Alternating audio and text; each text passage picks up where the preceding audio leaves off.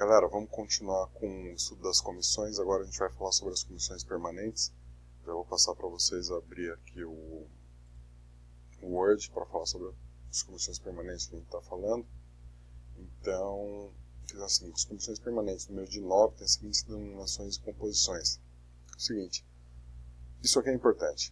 Guardem o nome dessas 9 comissões, porque eles podem querer confundir vocês quanto ao nome e quanto à existência ou não dessas comissões. Então vamos lá. Constituição e Justiça, 5 membros. Economia e Finanças, 5. Política Urbana, Meio Ambiente, Defesa dos Direitos do Consumidor e Serviços Públicos Municipais. Aliás, todas têm 5 membros, então não se preocupe com isso, mas guardem que as comissões permanentes têm 5 membros. Saúde e Assistência Social. Novamente, comentar com vocês. Tem a apostila que eu vi que estava com um regimento antigo e o nome era outro. O nome atual é Saúde e Assistência Social.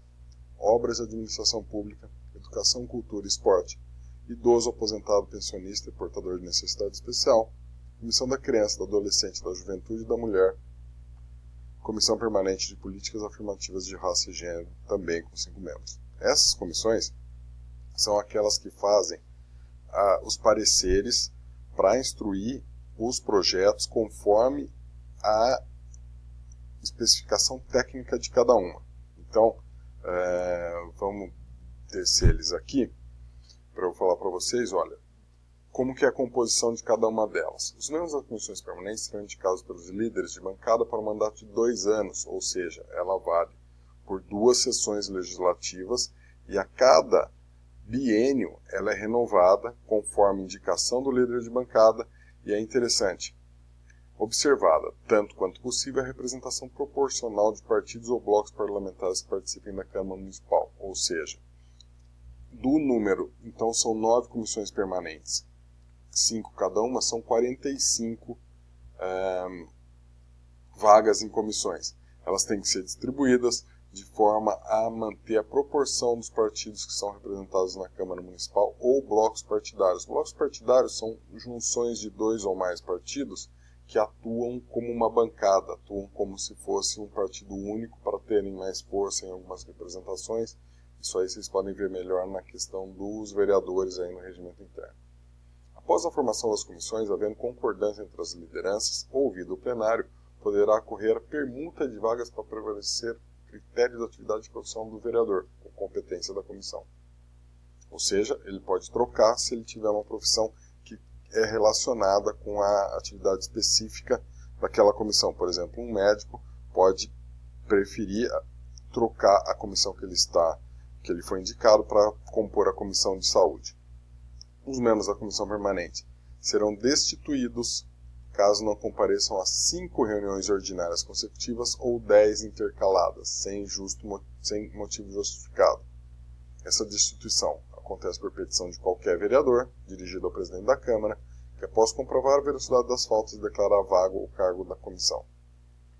Não se aplica nesse artigo o vereador comunicar ao presidente da comissão as razões de sua ausência, ou seja, se ele justificar a falta, ele não vai ser destituído.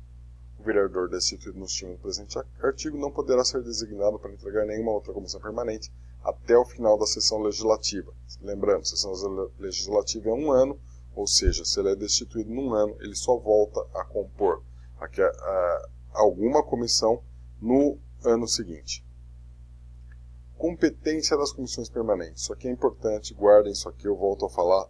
A banca pode brincar trocando essas competências. Vocês vão ver que essas competências de comissão permanente são sempre referentes às suas áreas de atuação. Então, vocês têm que imaginar que as competências delas sempre se referem aos assuntos que elas são direcionadas, conforme aquela nomenclatura. Então, por exemplo, estudar proposições e matérias submetidas a seus exames. É aquilo que a gente falou dos projetos que são analisados pelas comissões e são sujeitos aos pareceres. Dando parecer, fazendo substitutivo ou emenda, que são proposições que alteram a proposição inicial. Apresentar relatório conclusivo de averiguações e inquéritos, promover estudos, pesquisas e investigações sobre assuntos de seu interesse. Então vocês vão ver, assuntos de interesse público, vocês vão ver que elas sempre vão falar a respeito dos assuntos e dos temas para os quais elas são destinadas. Então, tomar a iniciativa de elaboração de proposições, olha isso aqui, ligadas ao estudo de tais assuntos, decorrente de indicação da Câmara de Dispositivo Regimentar, redigir o vencido em primeira discussão ou discussão única, oferecer redação final aos projetos, realizar audiências públicas. Vocês veem que as atribuições que elas têm são sempre referentes aos projetos e sempre referentes à tramitação desses projetos e à área específica de atuação de cada uma, o que vai distinguir essas atribuições das atribuições ou dos presidentes, ou da mesa, ou mesmo do plenário. O que mais que a comissão permanente pode fazer? Convocar secretário municipal, funcionário municipal responsável pela administração direta e indireta, para prestar pessoalmente informação de assuntos referentes a atribuições, sugestando um comparecimento sem justificação adequada às penas da lei. Receber petições, reclamações, representações, queixas de associações e entidades, qualquer pessoa, contratos ou missões. Essas funções aqui, elas são funções de fiscalização, que também são exercidas pelas comissões, normalmente nas áreas de sua competência. Então, uma comissão de saúde vai questionar o secretário de saúde, ou questionar os funcionários de determinado centro de saúde, é sempre voltada às áreas de atuação de cada uma delas. Solicitar ao prefeito informações sobre assuntos inerentes à administração dentro da competência da comissão, novamente é sempre tratado o assunto que ela está afeto. Fiscalizar, inclusive com diligência, as vistorias e levantamentos em loco dos atos de administração direta e indireta nos termos da legislação pertinente, e, em especial, verificar a regularidade, eficiência e eficácia dos órgãos de cumprimento dos objetivos institucionais, recorrendo ao auxílio do Tribunal de Contas sempre que necessário. Acompanhar no Executivo os atos de regulamentação, velando compra e adequação. Acompanhar no Executivo a elaboração de propostas orçamentárias e execução. Solicitar informações e depoimentos de autoridades e cidadãos. Prestar programas de obras, planos regionais e setoriais de desenvolvimento que eles emitir parecer. Requisitar os responsáveis, exibição de documentos e prestação de esclarecimentos necessários. Todas essas funções de fiscalização. E aqui vocês veem a diferença que elas têm para a mesa e para o presidente, porque, via de regra, elas tratam de assuntos inerentes a cada atuação de cada uma delas. E essas atuações, elas são disciplinadas no artigo 46, eu não trouxe o artigo 46 porque ele é muito repetitivo, e vai discriminar que cada comissão vai tratar do assunto do seu particular interesse. Esse aqui é interessante, porque são alguns itens de atribuições do presidente da comissão permanente que a banca pode brincar e colocar essas atribuições, perguntar se é do presidente da mesa, do presidente da Câmara ou se é do presidente da comissão. Lembrando, o presidente da mesa e o presidente da Câmara, na verdade, são a mesma pessoa, podemos falar. Ou o presidente da mesa ou o presidente da Câmara, a gente está tratando da mesma pessoa.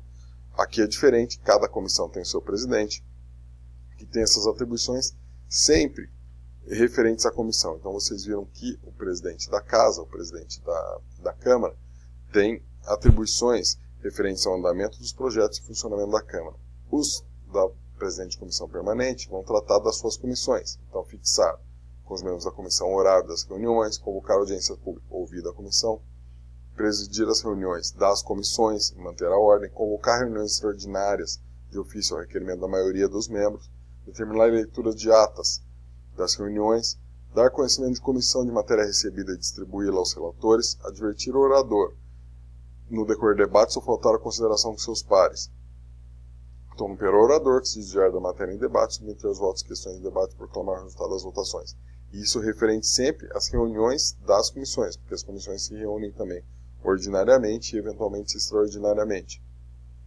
Conceder vista dos processos, exceto quando a propositura com prazo fatal de apreciação, assinar em primeiro lugar os pareceres, enviar à mesa toda a matéria de comissão destinada ao conhecimento plenário, solicitar ao presidente da Câmara providência de ordenança partidária para indicar substituto dos membros em caso de vaga, licença ou impedimento.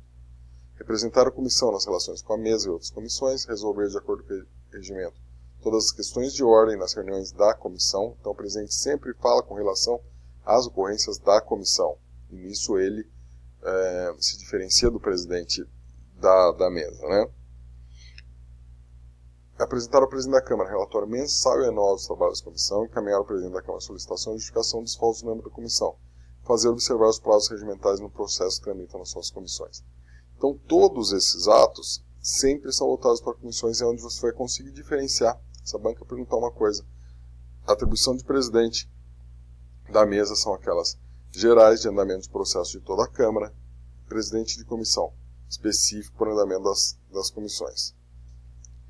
qualquer ato de deliberação do presidente da comissão, caberá recurso de qualquer de seus membros para o plenário da comissão. Ou seja, o presidente, quando ele dá essas decisões, ele está sujeito a ter o recurso plenário da comissão. É a composição completa da comissão, porque essas decisões do presidente até então elas são tomadas somente por ele, sem ouvir a comissão.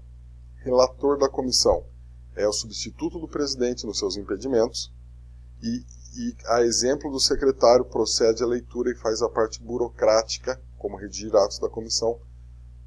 A exemplo do secretário, que o secretário faz na mesa, aqui é o relator que faz. O relator auxiliará o presidente sempre que for ele convocado e representa a comissão por delegação. Na ausência do presidente e do relator, de novo, cabe ao mais votado a presidência da reunião. Se por qualquer razão o presidente deixar de fazer parte da comissão, renunciar ao presidente, terá nova eleição. E reuniões. As comissões, a exemplo da Câmara, tendo em vista que a comissão ela é uma parte da Câmara, também vão se reunir ordinariamente, e aqui é interessante anotar, 2 vezes por semana, a Comissão de Constituição e Justiça e Economia e Finança, que são as comissões mais importantes perante a qual passam todos os processos. Então elas se reúnem 2 vezes por semana. E 1 vez por semana as demais comissões. Isso aqui é interessante guardar, porque é lembrar que as comissões mais importantes, Constituição e Justiça, Economia e Finança, se reúnem 2 vezes por semana, ordinariamente, e as demais 1 vez por semana. Extraordinariamente, sempre que necessário, ou seja, tiver algum projeto, algum assunto a ser tratado, mediante convocação por escrito, pelos presidentes, requerimento da maioria dos membros da comissão, mencionando sempre matéria que deve ser apreciada. No recesso, as comissões, via de regra, não se reúnem, mas podem se reunir em caráter extraordinário para tratar de assunto relevante e inadiável. As comissões não se reúnem durante o transcorrer das sessões ordinárias, ou seja, tem sessão ordinária do plenário, as comissões não podem se reunir em apartado, e salvadas as sessões expressamente previstas no regimento. A princípio, não há gama de exceções que sejam previstas. A princípio, as comissões não se reúnem enquanto está tendo reunião ordinária. As comissões permanentes devem reunir-se em salas destinadas a esse fim, com a presença da maioria de seus membros. Aqui interessante, presente a maioria dos seus membros para quórum de instalação da comissão permanente. Quando, por qualquer motivo, a reunião tiver que realizar-se em outro local, em especial a comunicação por escrito, com antecedência de 24 horas. Aqui os trabalhos das comissões, eu vou deixar para vocês, não vou ficar lendo, porque são questões de pura leitura aqui do regimento. O que é interessante vocês saberem? Que as deliberações das comissões, elas têm que se reunir por maioria e também tomar a maioria dos votos. Quando ele fala a maioria dos votos aqui, não tendo especificação, é maioria simples. Né? Então, os trabalhos da comissão. Agora é interessante notar e falar do parecer. Parecer é o que? É a decisão que a comissão dá a respeito do assunto de um projeto que é colocado à sua deliberação. E o que acontece? O parecer, é importante colocar isso aqui, vai ter 3 partes. Exposição da matéria em exame, é um relatório do que aconteceu. Conclusão do relator, com opinião sobre a conveniência de aprovação ou rejeição da matéria. E decisão da comissão a respeito daquele assunto, com a assinatura dos membros que votaram a favor. Aí, artigo 71 e 74, eu estou pulando, não deve cair nada a esse respeito. E aqui sim, coisas interessantes para a gente tratar, que